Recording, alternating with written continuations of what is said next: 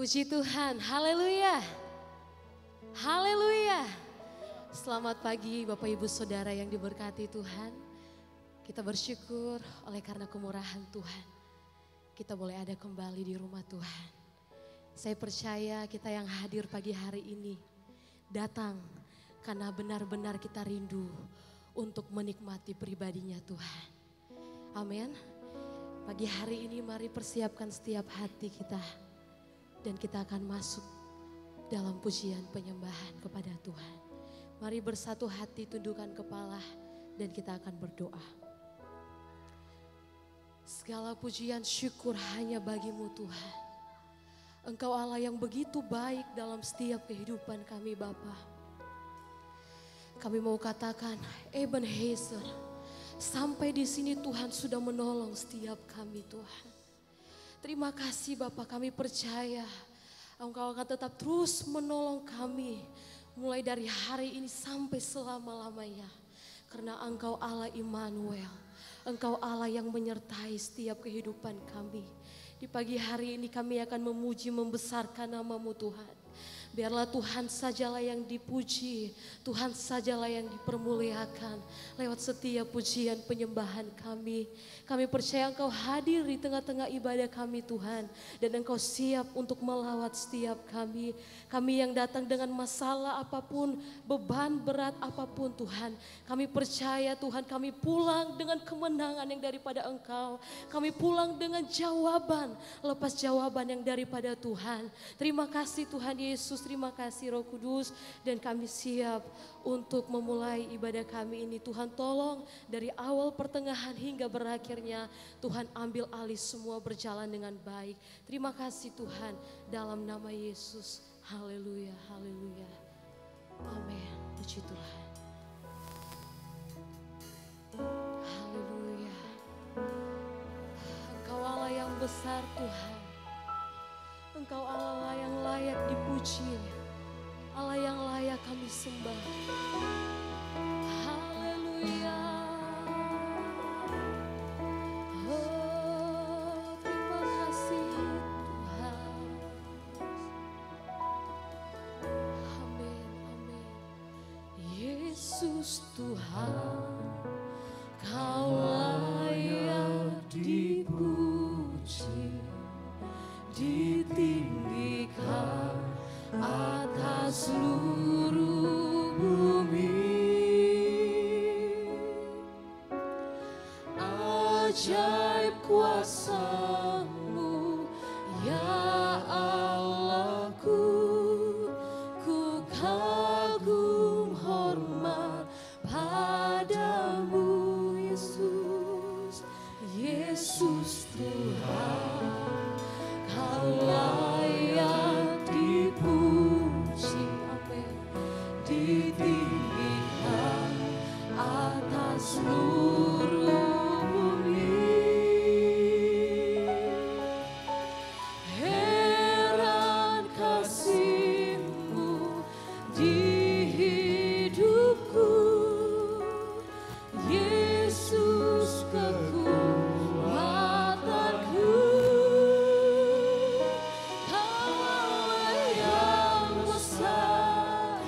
Ajaib dan mulia, Kau Yesus yang selalu membuatku terpesona.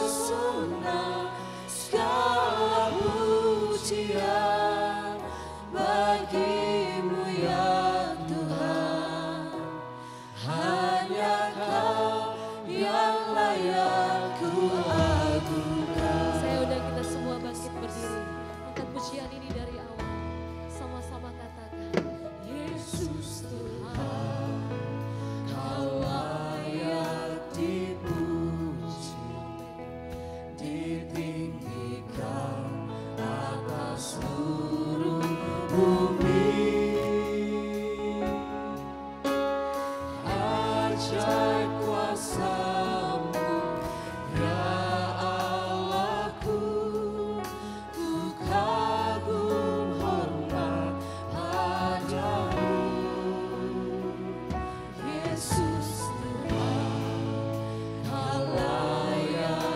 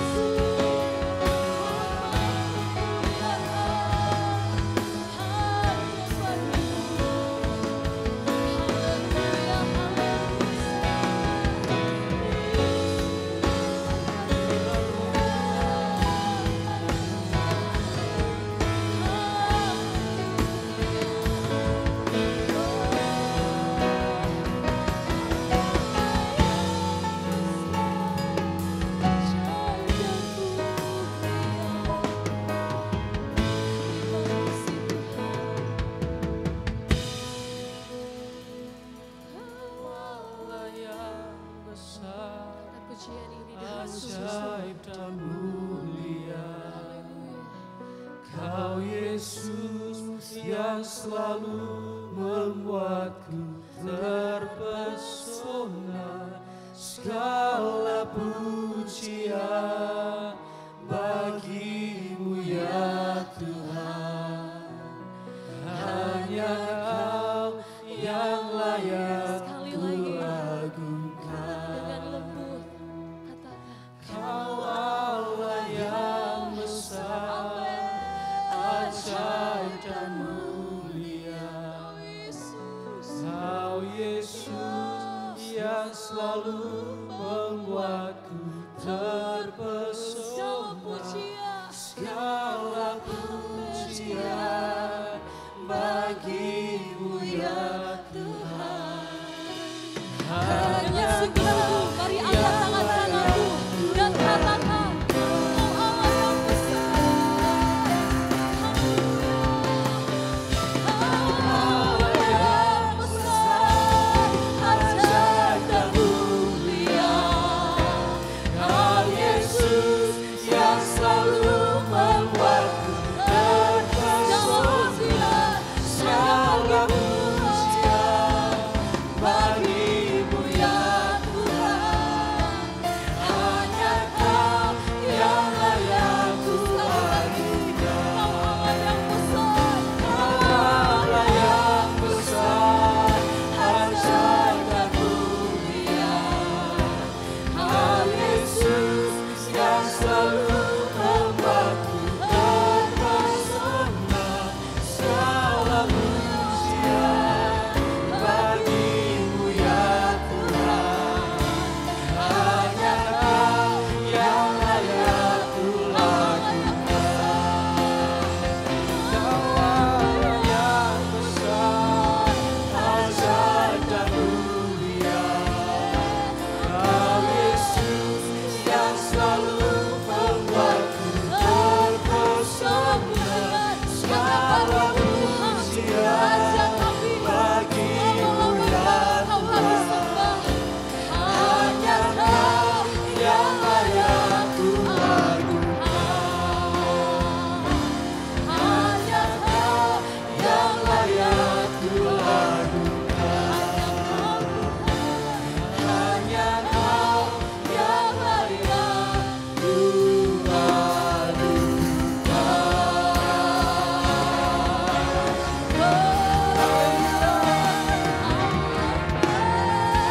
Ingat suara dan kemuliaan hanya bagi Tuhan. Kami siap memuji membesarkan nama-Mu Tuhan. Di dalam nama Tuhan Yesus Kristus mari sama-sama katakan amin. Puji Tuhan. Bapak Ibu Saudara tinggal berdiri. Saya percaya pagi hari ini kita siap untuk memuji membesarkan nama Tuhan. Amin. Amin. Amin. Sapa kiri kanan kita katakan Tuhan Yesus baik. Haleluya. Puji Tuhan. Haleluya. Puji Tuhan. Sama-sama katakan bagi Suka nama Yesus, maju nyatakan maju nyatakan kuasa-Nya. Kita buat iblis gemetar, kalahkan rindu darinya dengan kuasa namanya. bagi suka nama Yesus. Bagi suka nama Yesus, Mari maju bersama dengan Tuhan. maju Haleluya. nyatakan kuasa-Nya. Kita buat iblis gemetar, kalahkan rindu darinya dengan kuasa Sama-sama namanya. katakan Nama Yesus menara yang kuat. Nama Yesus kata benteng yang teguh. nama Yesus. Nama Yesus kalahkan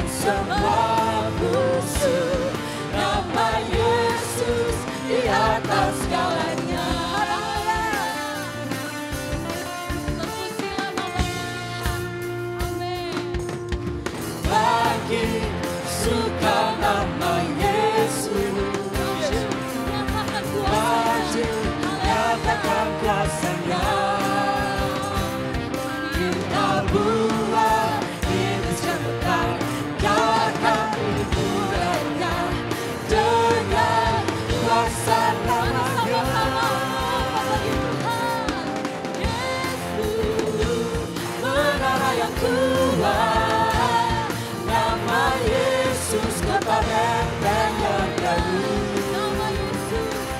Nama Yesus kalahkan semua musuh. Nama Yesus di atas segalanya. Amin.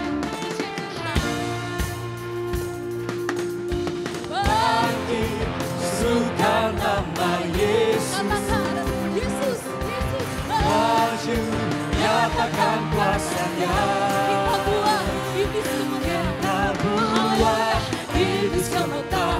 Kalahkan hiburannya dengan kuasa namanya. Yesus bangkit. Amin. Bangkit, serukan nama Yesus.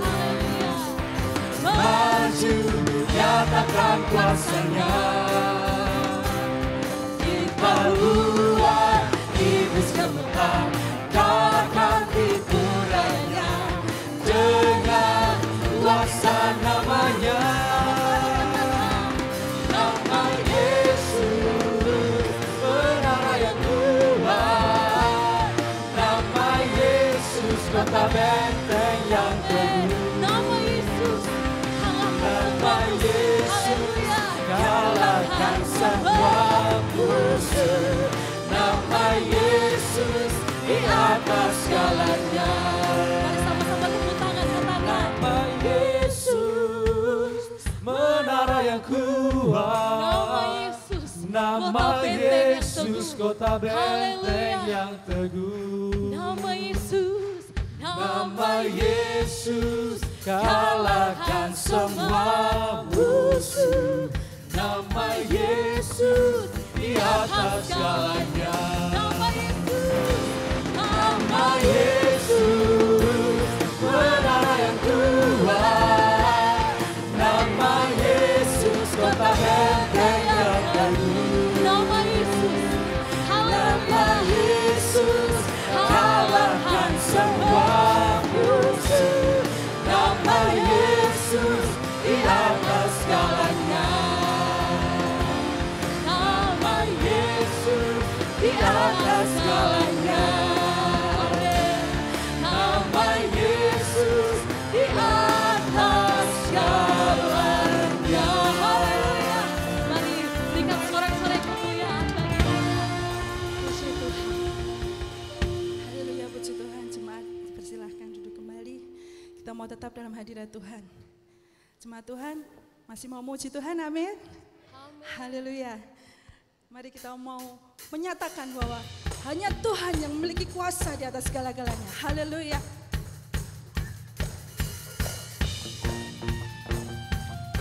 Amin. Mari kita mau bertepuk tangan buat Tuhan Yesus. Haleluya.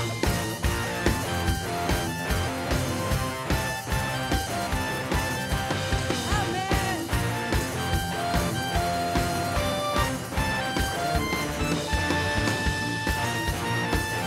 Jemaat Tuhan, kita mau katakan namanya Tuhanku, menara yang teguh. Apa saudaraku? Kota Yes. benteng perlindunganku. Amin.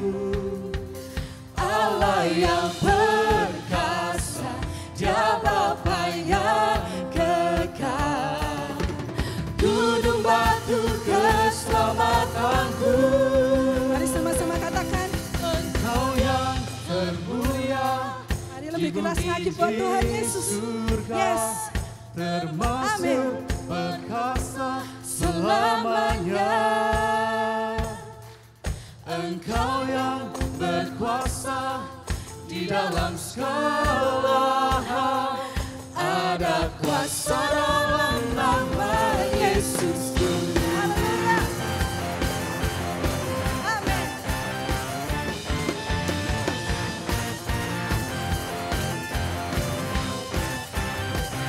Namanya Tuhanku, menara yang teguh. Apa saudara? Kota Yes. benteng Tuhan Yesus, kota perlindungan kita, kota benteng kita. Allah yang Amin. perkasa, Dia Bapa yang kekal. waktu keselamatanku. Engkau yang termulia di bumi di surga, termasyhur perkasa selamanya. Engkau yang berkuasa di dalam segala hal, ada kuasa dalam nama Yesus. Mari saudara saya bangkit berdiri bersama-sama. Nama di atas segala nama. Mari kita katakan dengan penuh iman. Nama yang Nama siapa? membebaskan. Nama kita, nama Tuhan Yesus. Haleluya. Segala Kuasa tunduk pada nama itu. Yesus Tuhan segala Tuhan. Mari kita mau katakan sekali lagi dengan penuh iman. Nama di atas segala nama. Nama yang telah membebaskanku. Mari deklarasikan. Segala kuasa tunduk pada nama itu. Yesus Raja segala raja. Engkau yang Mari jemaat Tuhan saja. di bumi Amin. di surga, termasyhur perkasa selamanya. Haleluya. Engkau yang berkuasa di dalam segala hal, ada kuasa dalam nama Yesus. Mari sama-sama. Engkau yang termulia di bumi di surga, termasyhur perkasa selamanya. Engkau yang berkuasa di dalam segala hal, ada kuasa dalam nama Yesus. Engkau yang termulia di bumi di surga, termasyhur perkasa selamanya. Engkau yang berkuasa di dalam segala hal, ada kuasa dalam nama Yesus. Ada kuasa. Ada kuasa dalam nama Yesus. Sekali lagi katakan. Ada kuasa dalam nama Yesus. Beri kemuliaan buat Tuhan Yesus. Haleluya. Amin. Silakan duduk kembali jemaat yang dikasihi Tuhan. Haleluya, puji Tuhan Yesus. Terima kasih Tuhan.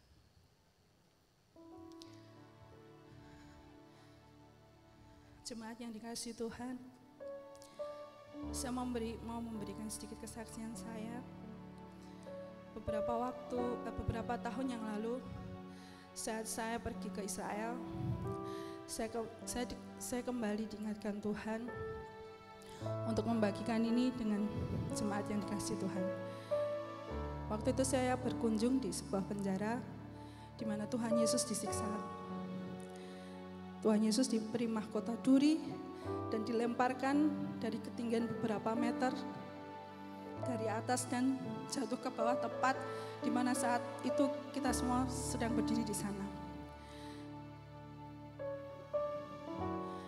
Dan kita bisa membayangkan betapa sakitnya itu. Lalu dikatakan bahwa masih ada darah Yesus di tembok-tembok tersebut. Dalam hati saya berkata, mana mungkin masih ada darah Yesus? Karena kan sudah beribu-ribu tahun yang lalu. Dalam hati saya nggak percaya, tapi saya mau terus ikuti. Lalu Ibu Gembala membacakan firman dalam kitab Mazmur. Saya terus berdoa sama Tuhan. Tidak tahu kenapa tiba-tiba saya ada sesuatu yang menyentuh hati saya. Saya menangis begitu keras dan saya nggak merasa malu karena masih banyak orang di sekitar saya. Dan saya benar-benar merasakan hadirat Tuhan yang luar biasa yang belum pernah saya rasakan sebelumnya, saudara. Dan saya percaya waktu itu saya sedang dijamah oleh Roh Kudus. Saking saat itu saya juga merasakan gimana penderitaan Yesus waktu ada di dalam penjara tersebut. Bahkan saya waktu mau menyaksikan kesaksian ini pun saya sempat berpikir, apa saya harus mengatakannya? Tapi Tuhan bilang, ayo bersaksi. Setelah itu saya merasakan hadirat yang Tuhan yang begitu kuat. Lalu saya terjatuh, saudara. Terjatuh dan saya kaki saya tidak kuat berdiri lagi, saudara. Tidak tahu kenapa. Terus di bawah itu kan dari batu-batu. Jadi kita bisa ngerasain ya, kalau jatuhnya spontan kita ngerasain lutut kita pasti sakit. Tapi saat itu saya nggak merasain sakit sama sekali, saudara. Itu yang saya rasakan. Setelah itu saya menangis begitu keras dan saya nggak mempedulikan kanan kiri karena memang saya merasakan gimana waktu Yesus didera di sana. Saya cuma nangis gitu. Terus setelah itu Ibu Gembala selesai membacakan firman, saya tetap berlutut di sana, saudara. Saya tetap berlutut di sana dan saya masih menangis. Saya merasakan mereka semua meninggalkan ruangan itu. Tetapi ada satu pribadi yang menghampiri saya waktu itu. Dia berkata, mari Yuli, yuk sudah, ayo. Setelah itu saya bisa bangkit kembali, saudara.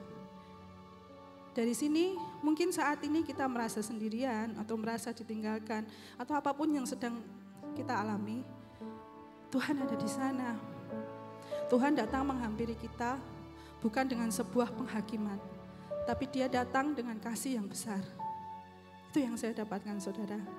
Dan pribadi tersebut yang menghampiri saya adalah Bapak Gembala saya, Om Semi. Dari sini saya belajar bahwa Tuhan itu digambarkan seperti seorang gembala. Dia ingin menuntun, membimbing anak-anaknya, membimbing domba-dombanya, supaya tidak ada satupun dombanya yang terhilang. Dan yang kedua, Tuhan itu sama seperti seorang ayah yang baik, seorang bapak yang baik, yang ingin memastikan bahwa setiap anak-anaknya dalam keadaan baik-baik saja. Mungkin saat ini kita sedang ada di dalam sebuah penjara kehidupan, karena setiap orang memiliki cerita masing-masing. Tapi yang perlu kita ingat adalah Yesus sudah mati buat setiap kita. Dia sudah bangkit buat kita. Tuhan Yesus sudah mengatasi segalanya. Jadi Tuhan Yesus mau setiap kita yang percaya kepadanya, kita harus tetap hidup di dalam pengharapan, kita harus tetap hidup dalam kepercayaan kita kepada Tuhan. Kita mau tetap percaya sekalipun kita belum melihat. Kita mau tetap percaya sekalipun tidak ada dasar untuk berharap. Amin. Beri kemuliaan buat Tuhan Yesus. Haleluya. Terima kasih Tuhan. Mari kita mau pujikan pujian ini buat Tuhan Yesus.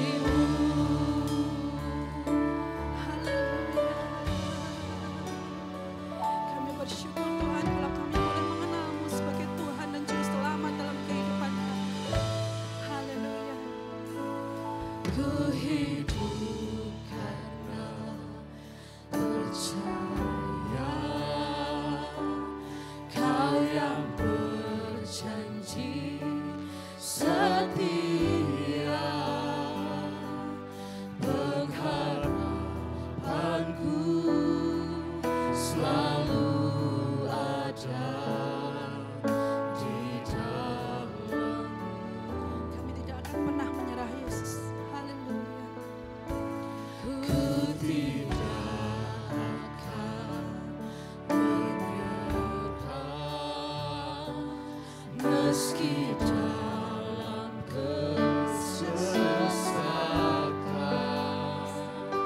seluruh hidupku dalam genggaman-Mu. Mari kita mau angkat tangan kita. Kita mau katakan pada Tuhan Yesus. Tuhan yang besar, yang telah berjanji dan sanggup menggenapi imanku, bersepakat percaya kuasa-Nya. Ku terima sekarang Amin. kemenangan dan punya Tuhan yang besar, yang telah berjanji dan sanggup menggenapi imanku, bersepakat percaya kuasa-Nya. Ku terima sekarang kemenangan darimu. Jemaat yang dikasihi Tuhan, mari saya ajak bangkit berdiri bersama-sama. Haleluya. Ku punya Mari jemaat Tuhan, Tuhan yang katakan buat Tuhan Yesus. Tuhan Yesus ada di sini. Dia ada bersama dengan kita. Apapun pergumulan kita, Tuhan sanggup memberikan jalan keluar. Dia sanggup memberikan mujizat dalam setiap kehidupan kita. Amin. Haleluya.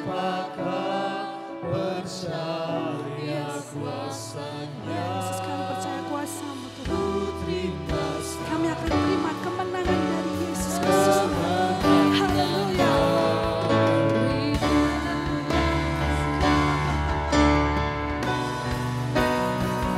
Aku punya Tuhan yang besar, yang telah berjanji dan sanggup menggenapi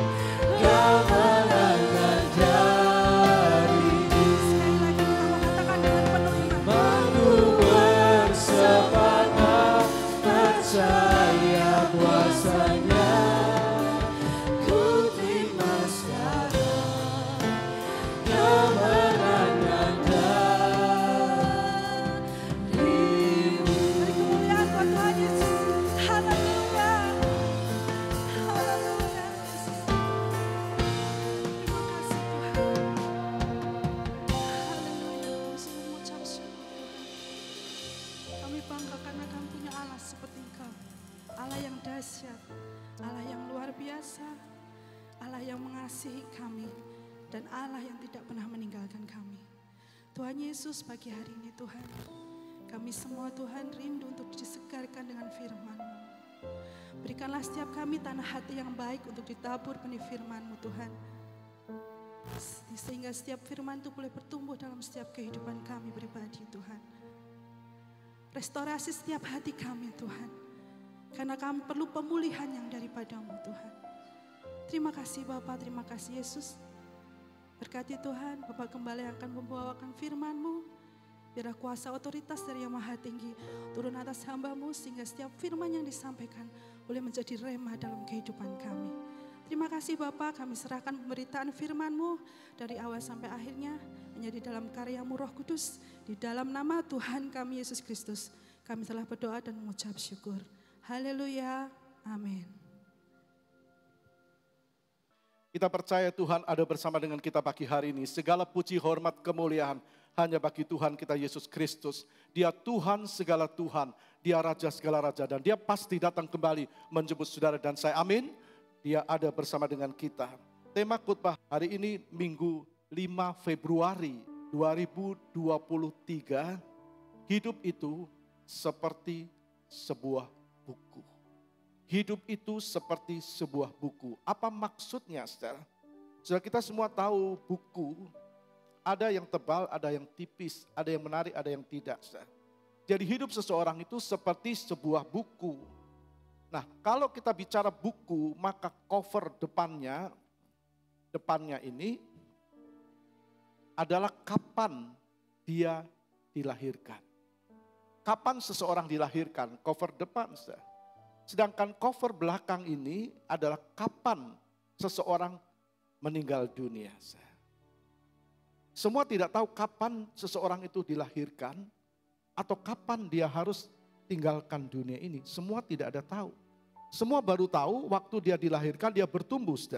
Nah, sedang tiap-tiap lembar, dari buku ada lembar, tiap-tiap lembar, mulai pasti dengan lembar yang pertama, adalah apa yang dia lakukan sejak dia lahir sampai dia meninggal. Tentu sejak dia mengerti hidup ini, pasti dia goreskan apa yang dia kerjakan itu dalam buku kehidupannya. Sampai dia dewasa, sampai waktunya dia dipanggil Tuhan. Jadi tepatnya tiap-tiap lembar adalah apa yang dia lakukan sehari-hari. Sekali lagi, ada buku yang tebal, ada buku yang tipis. Tebal tipisnya buku hidup maksudnya.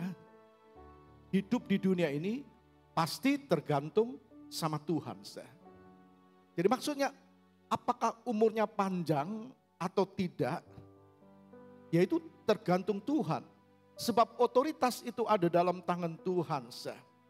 Nah, tiap orang tidak tahu kapan ia mulai kehidupannya. Sebelum dia dilahirkan dia tidak tahu. Dia dilahirkan di mana, oleh orang tua siapa. Baru dia tahu sesudah dia lahir. Maka mulailah waktu atau usia bagi dia, bagi seseorang. Seseorang juga tidak tahu kapan dia harus tinggalkan dunia ini. Meskipun orang ingin umur panjang, tapi toh Tuhan yang menentukan. Tuhan yang punya otoritas. Jadi buku ada yang menarik dan ada yang tidak. Kalau buku ini bicara kehidupan seseorang, ada buku yang ceritanya menarik. Ada ceritanya yang tidak menarik. Maksudnya kalau menarik, ya tentu orang akan suka membacanya. Orang akan lihat buku, baik covernya, akhirnya, lalu autobiografinya dia akan lihat. Kalau itu menarik, maka orang akan suka membacanya. Orang katakan itu bestseller. Tapi begitu juga sebaliknya. Jadi kalau orangnya baik, misalnya pemberi teladan, dia penuh dengan kasih, orang akan suka mendengar cerita tentang buku dari seseorang itu. Tapi sebaliknya, kalau isinya kebencian, fitnah, akar pahit, dendam, kekerasan, itu membuat orang bosan dan tidak mau membacanya. Mungkin cuma dilihat sekali kemudian ditutup. Nah, Karena ceritanya ya itu saja. Hidupnya penuh dengan benci, hidupnya penuh dendam, akar pahit, tidak bisa mengampuni, dan sebagainya. Tidak ada ucapan syukur. Jadi hidup seseorang itu seperti sebuah buku. Bagaimana dengan tiap lembar maksudnya? Jadi buku itu ada isinya. Dimulai dengan lembar pertama, lembar kedua, terus dan sebagainya. Dan tidak pernah berhenti orang menulis bukunya karena setiap apa yang dia katakan, apa yang dia kerjakan itu sama dengan dia sedang menulis tiap lembar di bukunya. Tidak pernah berhenti. Baru berhenti kalau meninggal dunia. Jadi selama dia hidup apa yang dia kerjakan itu sama dengan tulisan-tulisan yang dia tulis dalam buku ceritanya. Selain ada yang tebal, ada yang tipis, ada yang menarik, ada yang tidak. Ada yang finish dengan baik, ada yang finish dengan tidak baik. Ada yang finish dengan baik kalau dia sadar hidup ini cuma satu kali. Tidak ada inkarnasi. Ibrani 9:27 menjelaskan hidup itu cuma satu kali. Maka kita harus mengisi lembar hidup kita ini dengan yang baik. Seperti orang yang sadar hidup cuma satu kali, maka dia akan mengisi hidupnya dengan hal-hal yang baik sampai finish. Ini yang menarik. Menarik untuk orang bisa membacanya. Menjadi berkat bagi orang lain. Menjadi teladan bagi orang lain. Terutama keluarga. Kalau engkau sebagai seorang ayah, maka istri dan anak-anakmu sebagai orang-orang yang meneladani. Kalau engkau seorang istri, maka suami dan anak-anakmu. Kalau engkau anak, maka orang tuamu dan saudara-saudaramu. Kalau engkau orang tua, maka anak-anakmu dan yang lain-lain menjadi meneladani apa yang engkau lakukan. Tapi ada yang finish dengan tidak baik. Karena tiap lembar dia isi dengan hal-hal yang tidak baik. Dia sadar hidup cuma satu kali, dia tahu. Tapi yang dikejar adalah hawa nafsu.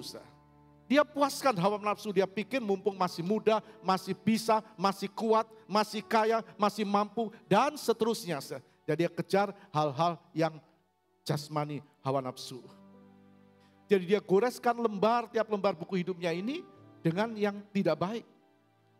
Tapi berbeda kalau orang yang sadar hidup cuma satu kali, Tuhan berikan kesempatan, maka dia menuliskan buku hidupnya tiap lembar dengan yang baik.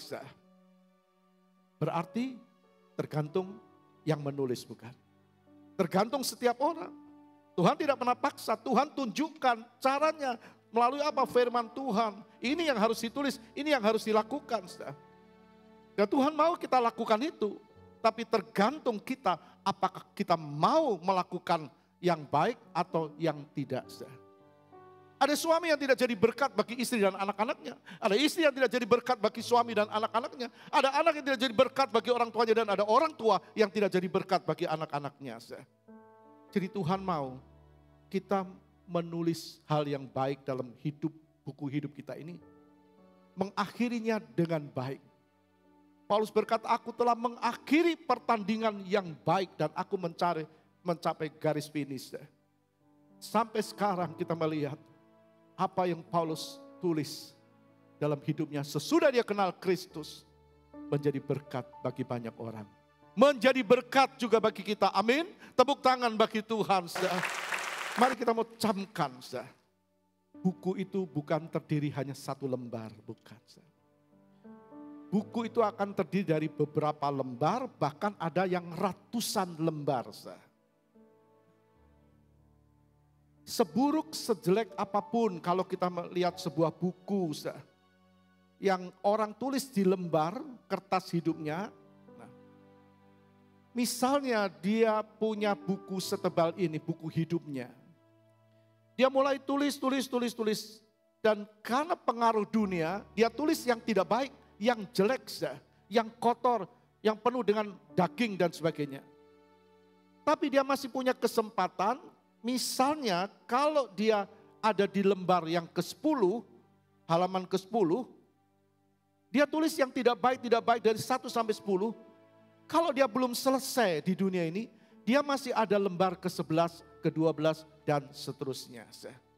Itu artinya Tuhan masih beri kesempatan. Bukan cuma kesempatan hidup, tapi juga kesempatan untuk melakukan yang baik. Jadi seburuk atau sejelek dan sekotor apapun, jangan menghakimi diri. Kalau kita mau bertobat. Kalau engkau mau bertobat, Tuhan masih beri kesempatan untuk memperbaiki kesalahan. Itu yang disebut kesempatan. Selama kita masih bernafas. Dalam Roma pasal 2 ayat 4 berkata begini. Maukah engkau menganggap sepi kekayaan kemurahannya, kesabarannya dan kelapangan hatinya? Tidakkah engkau tahu bahwa maksud kemurahan Allah ialah menuntun engkau kepada pertobatan. Jadi firman Tuhan itu menuntun seseorang untuk menjadi baik. Yang tidak baik menjadi baik, yang baik makin baik dan makin memperkenan Tuhan. Jadi Tuhan beri kesempatan kalau mau diberi kesempatan. Tuhan beri kesempatan kalau orang mau diberi kesempatan. Kita baca Yohanes pasal 8 ayat 10 sampai 11. Lalu Yesus bangkit berdiri dan berkata kepadanya, "Hai perempuan, di manakah mereka? Tidak adakah seorang yang menghukum engkau?" Jawabnya, "Tidak ada Tuhan."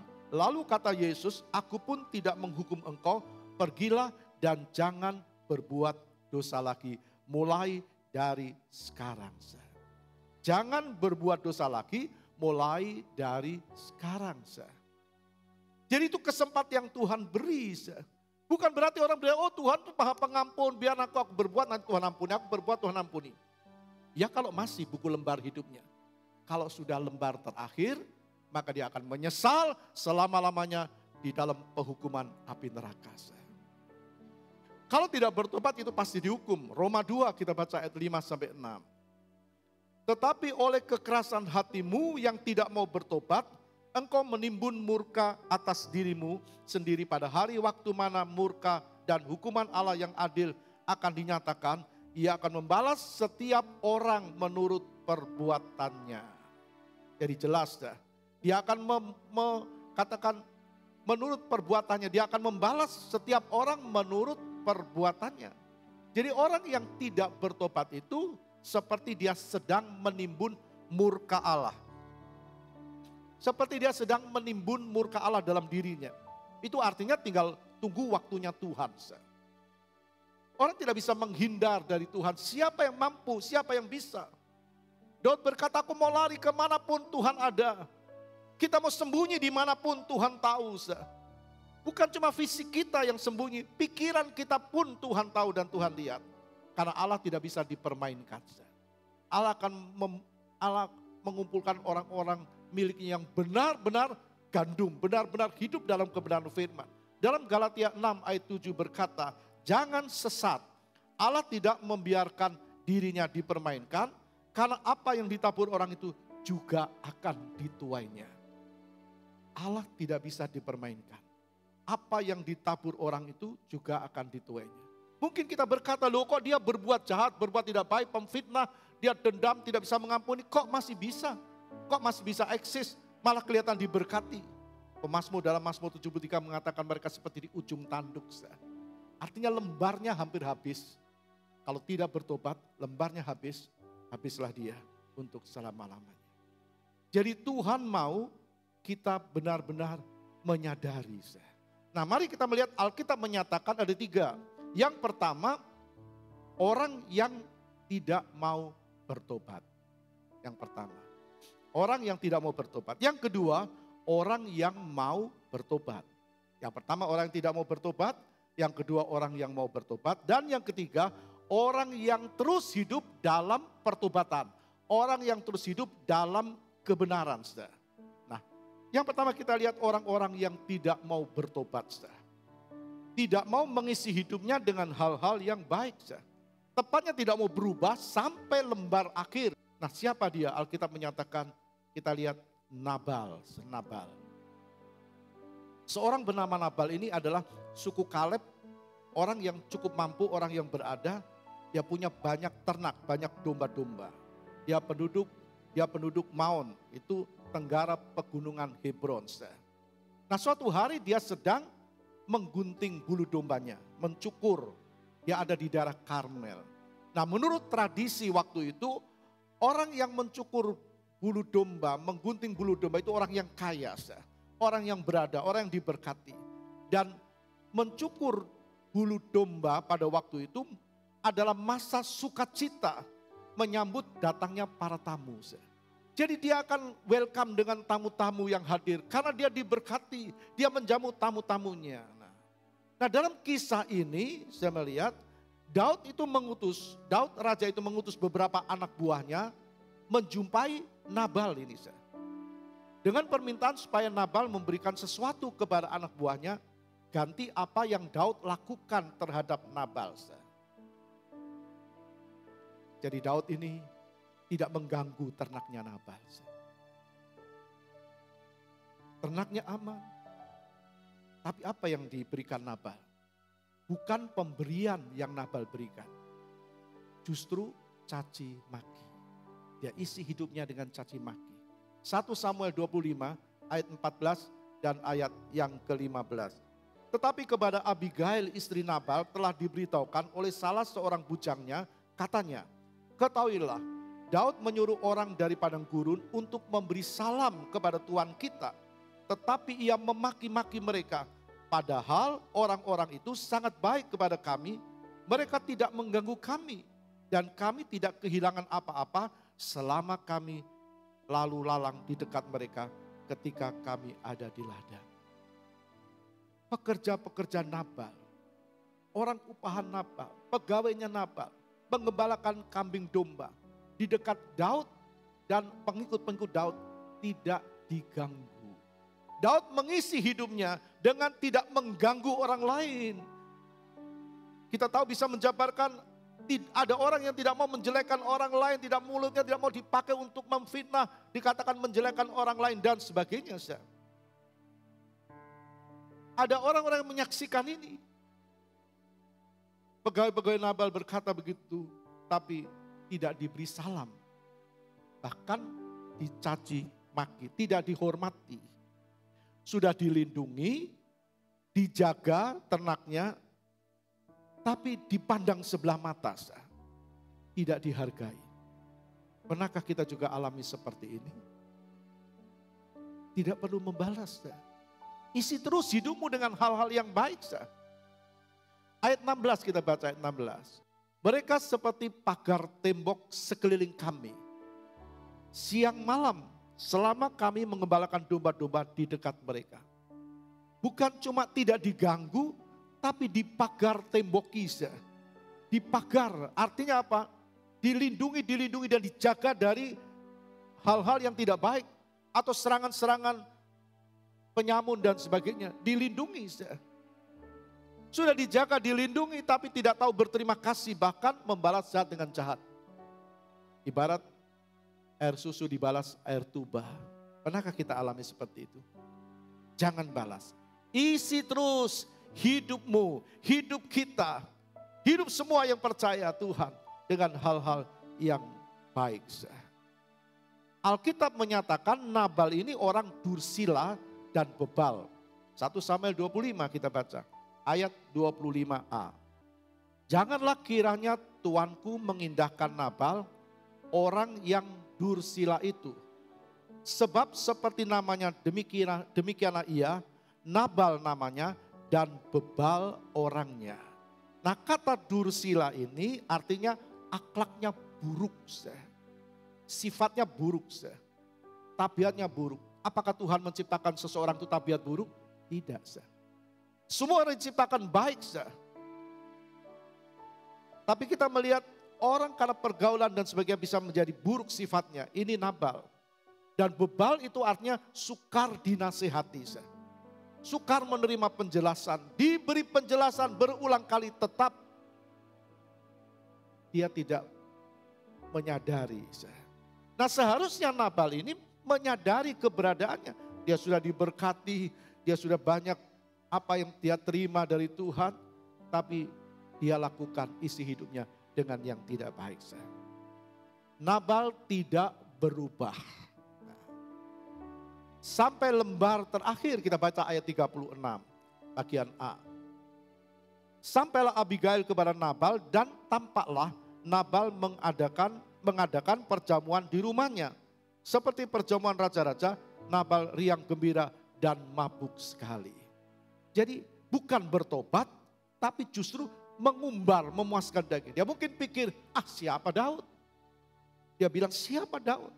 Mungkin dia bilang, siapa Tuhan? Tidak apa-apa, buktinya aku sehat, buktinya aku kuat. Bahkan Nabal mengumbar hawa nafsu.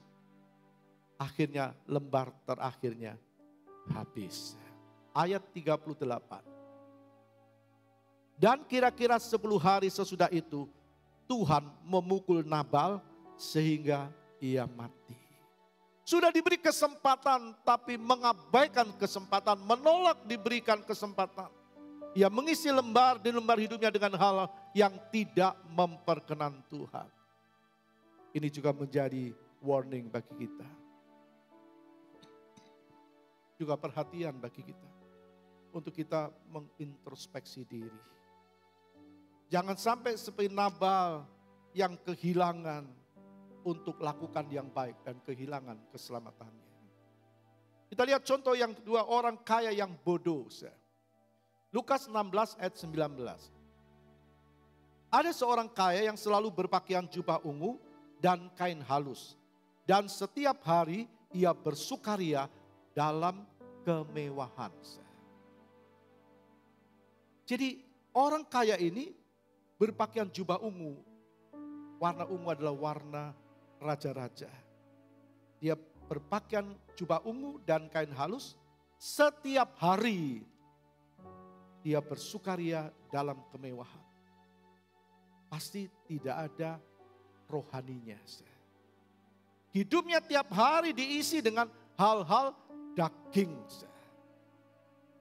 Tiap hari, firman Tuhan katakan tiap hari. Kalau dia diisi dengan hidupnya dengan hal-hal daging, dia tidak punya kasih. Kita lihat ayat 21. Ayat 21 dari Lukas pasal yang ke-16. Dan ingin menghilangkan laparnya dengan apa yang jatuh dari meja orang kaya itu, malahan anjing-anjing datang dan menjilat boroknya. Ada orang miskin, namanya Lazarus. Dia ada di pintu, dia lihat orang kaya ini sedang makan. Dia cuma ingin remah-remah. Katakan yang jatuh dari meja tuannya, gak dikasih. Sisa gak dikasih. Bukankah orang kaya ini tidak punya kasih? Bukan semua orang kaya tidak punya kasih, tapi kita melihat dalam hal ini adalah orang kaya yang bodoh. Lazarus ingin menghilangkan laparnya dengan apa yang jatuh dari meja orang kaya itu. Yang jatuh. Bisa orang makan jatuh, bukan dikasih. Tidak diizinkan. Ya, orang yang hidup dalam daging tidak punya kasih. Tiap lembar hidupnya diisi dengan hal-hal yang tidak baik sampai akhir lembarnya. Ayat 23. Orang kaya itu juga mati lalu dikubur. Dan sementara ia menderita sengsara di alam maut, ia memandang ke atas dan dari jauh dilihatnya Abraham dan Lazarus duduk di pangkuannya. Dia menderita. Yang mati tubuhnya. Orang yang mati itu bukan rohnya. Rohnya tidak bisa mati. Orang punya tubuh, jiwa dan roh. Jiwa adalah pikiran, perasaan, kehendak dan kemauan. Roh itu dari Tuhan asalnya. Waktu Adam diciptakan, Allah mengembuskan nafas hidup ke dalam hidung Adam. Itulah roh yang Allah beri. Itu yang bisa membuat orang berkomunikasi dengan Tuhan. Artinya Tuhan bicara dengan rohnya. Yang kita sebut suara batiniah kita. Tapi kita lihat di sini. Orang kaya ini mati. Jasmaninya mati. Rohnya tidak. Ayat 24. Lalu ia berseru katanya, Bapak Abraham, kasihanilah aku. Suruhlah ia mencelupkan ujung jarinya ke dalam air dan menyejukkan lidahku. Sebab aku sangat kesakitan dalam nyala api ini. Saudara perhatikan. Sudah mati kok bisa ngomong. Karena yang mati adalah tubuhnya. Tapi rohnya tidak. Dia bilang, Bapak Abraham, aku kesakitan dalam nyala api ini. Lembarnya habis. Tidak bisa punya kesempatan lagi. Mari kita jadi anak-anak Tuhan yang benar-benar hidup, menjaga pikiran, menjaga hati, menjaga lidah kita. Jangan sampai keluar hal-hal yang tidak memuliakan Tuhan. Orang kaya ini menderita selamanya dalam api neraka. Mari kita mau datang sama Tuhan. Kalau mungkin hari-hari lalu kita tidak lakukan sesuai firman Tuhan, kita mau bertobat datang kepada Tuhan. Kita melihat contoh yang lain, yang kedua orang yang mau bertobat. Tepatnya hidupnya berubah sebelum akhir. Mungkin orang lakukan yang dulu yang tidak baik, tapi Tuhan masih beri kesempatan sebelum lembarnya habis. Segera datang sama Tuhan dan bertobat. Kita lihat Paulus. Sebelum namanya berubah menjadi Paulus, dia adalah dulu Saulus. Ya. Dia melakukan yang jahat di mata Tuhan. Kisah 8 ayat 3. Tetapi Saulus berusaha membinasakan jemaat. Bukan cuma fitnah, tapi membinasakan. Dan ia memasuki rumah demi rumah. Dan menyeret laki-laki dan perempuan keluar dan menyerahkan mereka untuk dimasukkan ke dalam penjara. Disisir rumah ke rumah. Bukan kekejahatannya luar biasa. Sebelum kenal Kristus dia isi lembar demi lembar hidupnya dengan kebencian. Ya isi itu hidupnya penuh dengan kebencian. Ayat 1. Saulus juga setuju bahwa Stefanus mati dibunuh. Jadi dia mau Stefanus yang melayani Tuhan itu mati dibunuh. Bukankah dia jahat? Pasal 9 ayat 1. Sementara itu berkobar-kobar hati Saulus untuk mengancam dan membunuh murid-murid Tuhan. Ia menghadap imam besar. Dia gunakan kuasanya untuk mengancam dan membunuh murid-murid Tuhan. Hatinya berkobar-kobar. Itu Paulus yang dulu namanya Saulus. Dia isi lembar hidupnya dengan hal yang tidak baik. Tapi setelah dia kenal Yesus, hidupnya berubah. Dia isi lembar hidupnya dengan hal-hal yang menyenangkan Tuhan. Ayat 3-5.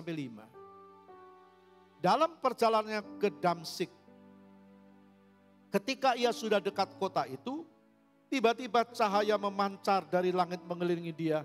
Ia rebah ke tanah dan kedengarlah olehnya suatu suara yang berkata kepadanya, Saulus, Saulus, mengapakah engkau menganiaya aku? Jawab Saulus, siapa engkau Tuhan? Katanya, akulah Yesus yang kau aniaya itu. Jadi saudara lihat orang yang melayani Tuhan. Orang yang benar-benar hatinya bersih. Hatinya penuh dengan kebenaran. Mulutnya penuh dengan hal-hal yang memuliakan Tuhan. Itu sebenarnya dia ada di dalam dirinya Tuhan. Sebab Tuhan berkata waktu Saulus berkata, siapa engkau? Siapa aku tidak pernah menganiaya engkau? Aku cuma menganiaya murid-muridmu seperti itu. Tuhan bilang, itu sama dengan engkau menganiaya aku. Jadi tidak perlu kita balas. Tidak perlu. Jangan menghujat, jangan mengutuk orang-orang yang menyakiti kita. Mintakan pengampunan. Jadi kita lihat di sini, benar-benar Paulus bertobat. Ayat 19b sampai ayat 20. Saulus tinggal beberapa hari bersama dengan murid-murid di Damsyik. Ketika itu juga ia memberitakan Yesus di rumah-rumah ibadat. Dan mengatakan bahwa Yesus adalah Tuhan. Berubah. Dulu membenci, sekarang mengasihi benar-benar mengasihi Yesus. Mungkin kita dulu belum kenal Yesus. Tapi apakah sekarang kita benar-benar mengasihi dia? Orang yang benar mengasihi dia, benar-benar mengasihi dia, mengikuti ajarannya. Hidup benar. Firman Tuhan berkata, siapa yang ada di dalam Kristus, dia adalah ciptaan yang baru. Jangan pikir aku setia gereja, aku orang baik, kita merasa diri baik. Aku tidak pernah tapi kalau hidup kita tidak mengisi lembar dengan baik, kita lihat orang kaya menyesal selama-lamanya. Siapa yang bisa tahu kalau kita baik? Orang yang paling dekat dengan kita. Sering kita dengar kalau malam hari lampu padam, cuma ada satu lampu. Maka orang yang dekat saya yang bisa tahu saya. Orang yang jauh tidak tahu siapa yang dekat dengan saudara. Kalau engkau suami, istrimu dekat dengan engkau. Kalau engkau istri, suamimu. Benarkah perbuatanmu sesuai dengan firman Tuhan? Tuhan itu hakim yang adil. Bertobat sebelum lembarmu habis. Kita sekarang melihat Paulus Langkah awalnya memang penting. Dia bertobat itu penting. Kita kenal Kristus penting. Tapi langkah terakhir itu yang menentukan. Benar-benar Paulus bertobat, hidupnya berubah. Kemudian Tuhan pakai dia menjadi alatnya. 14 kitab dalam perjanjian baru. Tuhan percayakan kepadanya untuk ditulis. Tuhan pakai, Tuhan tidak ingat masa lalu. Tapi kalau mau diberi kesempatan untuk bertobat, melakukan yang baik. Sekarang kita lihat yang ketiga, orang yang terus hidup dalam kebenaran.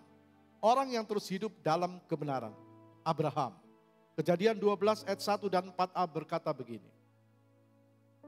Berfirmanlah Tuhan kepada Abram, pergilah dari negerimu dan dari sanak saudaramu dan dari rumah bapamu ini ke negeri yang akan kutunjukkan kepadamu. Ke negeri yang akan kutunjukkan kepadamu. Lalu pergilah Abram seperti yang difirmankan Tuhan kepadanya.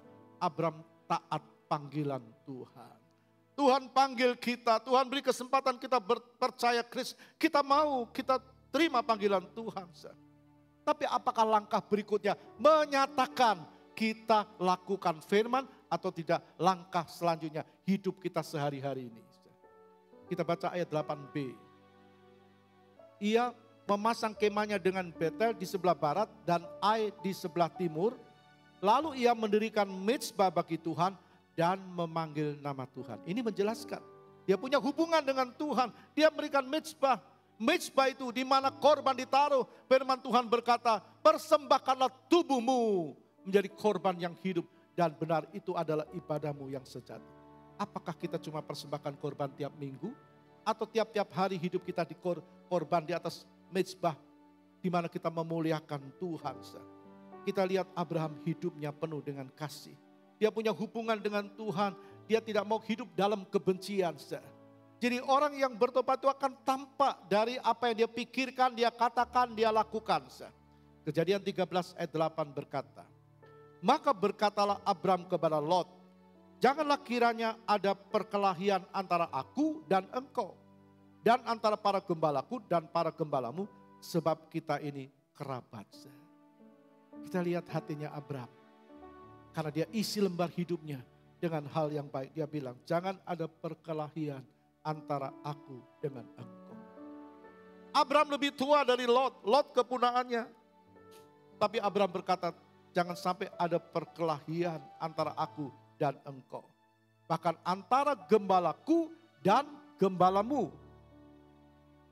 Karena kita ini kerabat.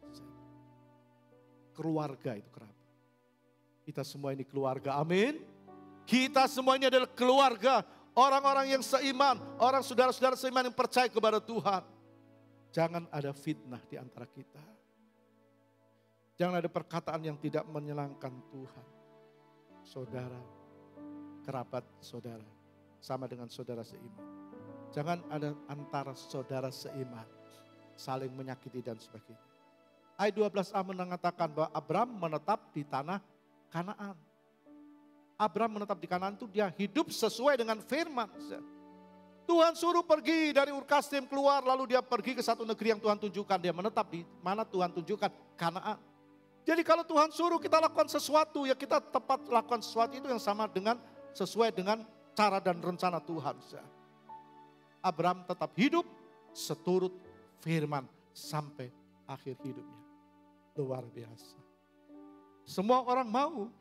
Tapi apakah kita mau itu diikuti dengan hidup sesuai firman Tuhan atau tidak?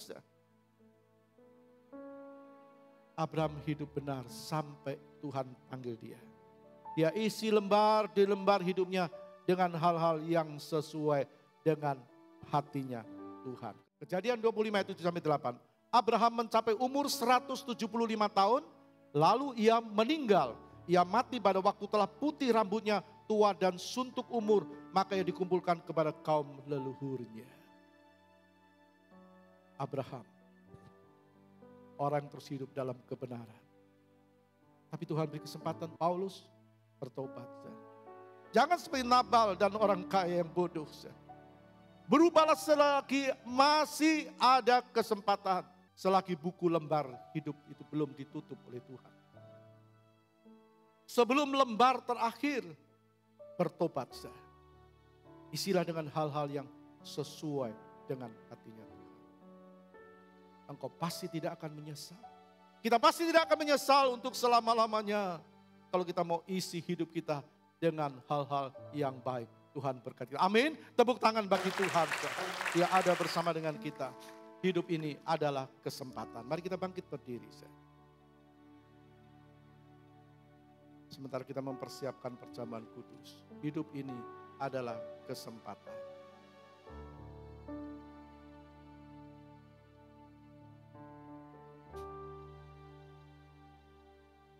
Hidup ini adalah kesempatan.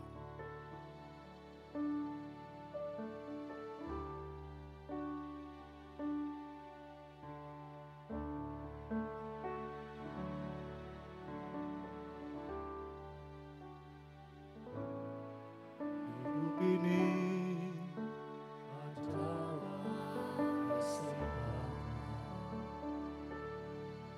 hidup ini untuk melayani Tuhan.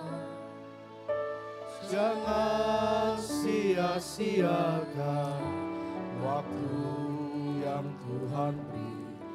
Hidup ini hanya sementara. Hidup ini adalah kesempatan.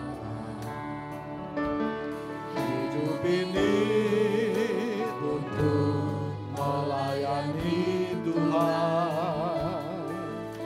Jangan sia-siakan waktu yang Tuhan beri. Harus jadi berkat. Harus jadi berkat. Kembali katakan, hidup ini adalah kesempatan. Hidup ini adalah kesempatan. Hidup ini untuk melayani Tuhan. Jangan sia-siakan waktu. Hidup ini hanya sementara. Hidup ini hanya sementara. Hidup ini adalah kesempatan.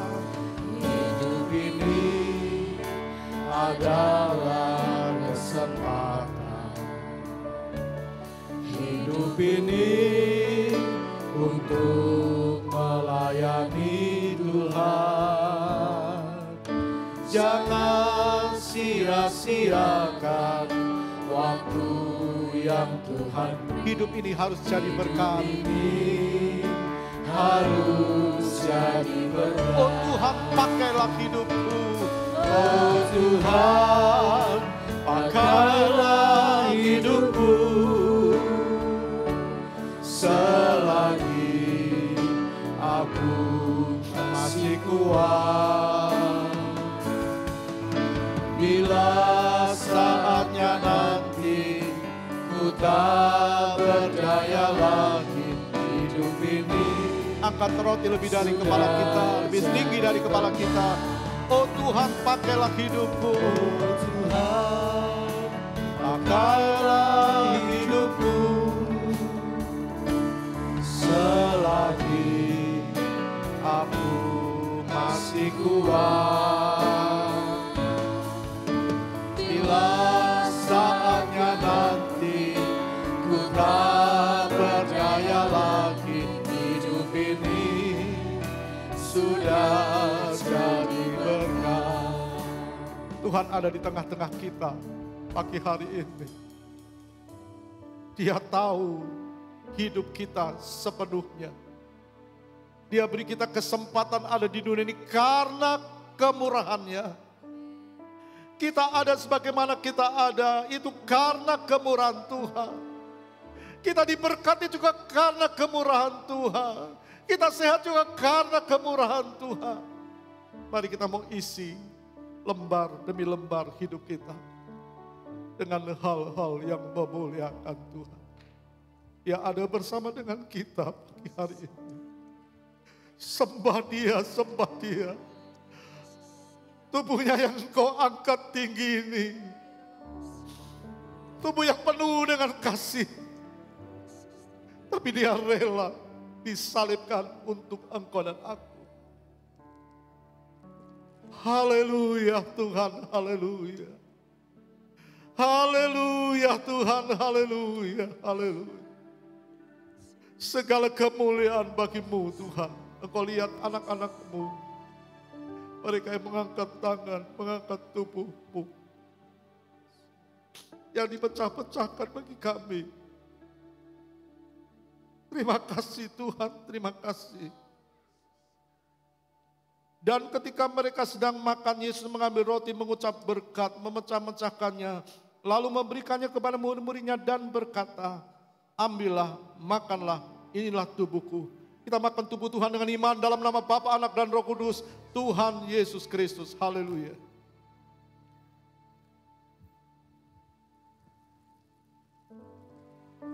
Terima kasih Tuhan. Siapa kami? Tapi Engkau rela turun ke dunia menyelamatkan kami. Siapa kami Tuhan? Tapi Engkau memberikan kami kesempatan hidup di dunia ini. Siapa kami Tuhan?